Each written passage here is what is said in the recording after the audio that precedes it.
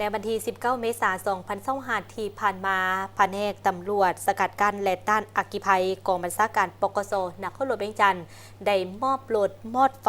ให้แก่มูลนิธิจีน 1628 นครหลวงเวียงจันทน์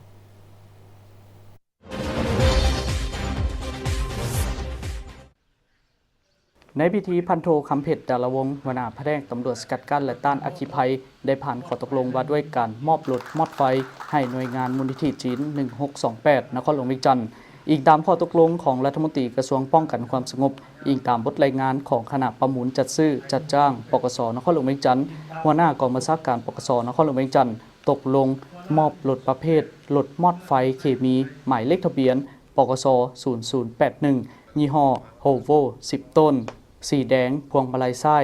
บรรจุน้ำ 10,000 ลิตรให้แก่หน่วยงานมูลนิธิจีน 1628 นครหลวงเวียงจันทน์ให้เกียรติมอบโดยพันเอกกงคณาลังสุขรองหัวหน้ากองบัญชาการปกส.นครหลวงเวียงจันทน์รับโดยทานอ่างหานวิจิตรรองประธานสมาคมมูลนิธิจีนเข้าร่วมเป็นพยานมีทานเล็งสวรรค์วาลีประธานกิตติมศักดิ์สมาคมจีนนครหลวงเวียงจันทน์พร้อมด้วยอาสาสมัครเข้าร่วมผลงานของมูลนิธิหรือว่าหน่วยกู้ภัย 1628 นี่ได้เฮ็ดหลอนหน้าที่ทุกๆประการซึ่งว่าให้ความไว้เนื้อเชื่อใจจากขันทั้งจึงได้มอบให้ขั้นหนึ่งให้พวกเขาไปดำเนินพวกเขาก็ถือเอาโอกาสนี้ขอแสดงความโหบุญคุณอย่างลึกซึ้งมายังกองบัญชาการปกส.ทั้งประเทศชาติที่ได้ไว้เนื้อเชื่อใจและก็ให้ความสนับสนุนแก่มูลนิธิก็คือ 1628 พวกเขาที่พังมาแต่ละปีเฮาก็มา10ถึงปีนี้ก็เกือบ10 ปีละที่พังมาแต่ละปีก็เรื่องช่วยเหลือสังคมมหาศาลคือไว้น่ะคือปี2024ที่พังมา2,000 กว่าเหตุมันก็มีเรื่องเรื่องอุบัติเหตุแน่เรื่องศึกษาแน่เรื่องตีกันแน่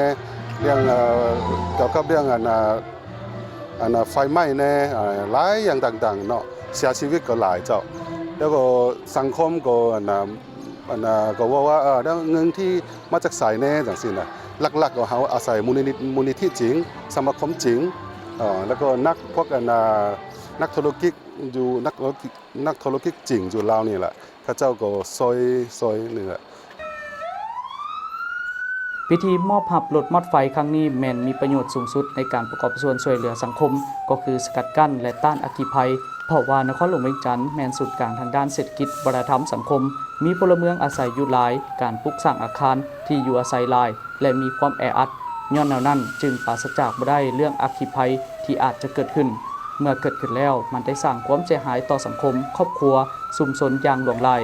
และอย่างที่ผ่านมามูลนิธิจีนได้เป็นส่วนหนึ่งประกอบส่วนช่วยเจ้าหน้าที่ได้เป็นอย่างดีในการช่วยเหลือด้านอัคคีภัยอุบัติเหตุตามท้องถนนส่งผู้บาดเจ็บนำส่งโรงหมอและช่วยเหลือด้านอื่นๆ